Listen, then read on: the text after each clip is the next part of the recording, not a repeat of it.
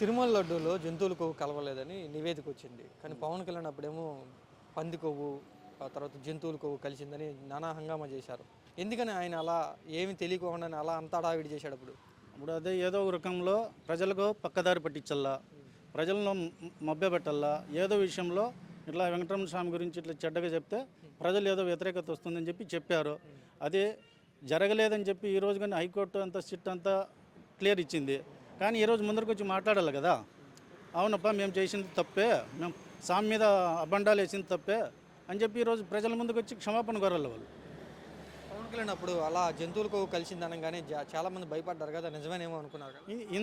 హిందూ వాళ్ళు ఖచ్చితంగా భయపడాల్సిందే. ఏందప్ప జరుగుతుంది, ఇది నిజమా అబద్ధమా అనేది కొద్ది కన్ఫ్యూజన్లో ఉన్నారు. కానీ ఈరోజు డిక్లేర్ అయిన తర్వాత ప్రజలు సంతోషంగా ఉన్నారు. ఎవరిదే తప్పు అంటారు? పవన్ కళ్యాణ్దే తప్పు, 100% పవన్ కళ్యాణ్దే, కూటమి ప్రభుత్వందే.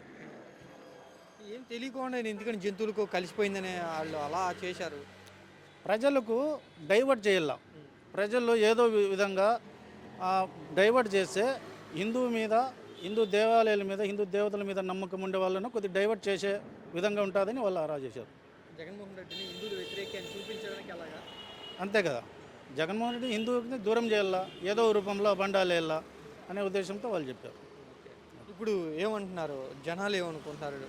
జగన్ని మనం విమర్శించాం, కావాలని తెలియకుండా విమర్శించామని అనుకుంటున్నారా? లేదు పవన్ కళ్యాణే ఇలా తప్పు చేశాడు, మనల్ని డైవర్ట్ చేశాడని అనుకుంటున్నారా? పవన్ కళ్యాణ్ తప్పు చేశాడు, పవన్ కళ్యాణ్ తప్పు చేసి ట్రాఫిక్ని డైవర్ట్ చేశారు. ఈరోజు జగన్ని మనం దూరం చేసుకున్నాము, మన కర్మ మనం అనుభవిస్తున్నాము. కానీ రాబోయే రోజుల్లో జగన్ గెలిపించుకుంటాం అని చెప్పి ధీమాతో ఉన్నారు. హిందూ అన్నారు పవన్ కళ్యాణ్ అప్పుడేమో. ఆయన ఒక ప్లేస్లో ఒక రకంగా అంటాడు, ఈడు సనాతనం అంటాడు, ఇంకో తాను ఏదేదో అంటాడు. ఆయనకి ఏం పిచ్చి పెట్టి మాట్లాడినట్లు మాట్లాడతాడు. కానీ ఏదేదో ఒక ప్లేస్లో ఒక రకంగా అంటాడు. ఆయన మాటలన్నీ మనము.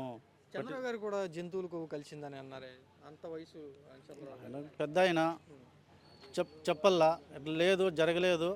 కానీ ఏదో అంటాం కదా, కూటమి ప్రభుత్వం ఒకటి చెప్పింది మనం వంత పాడాలని చెప్పి ఉద్దేశంతో చెప్పింటారు.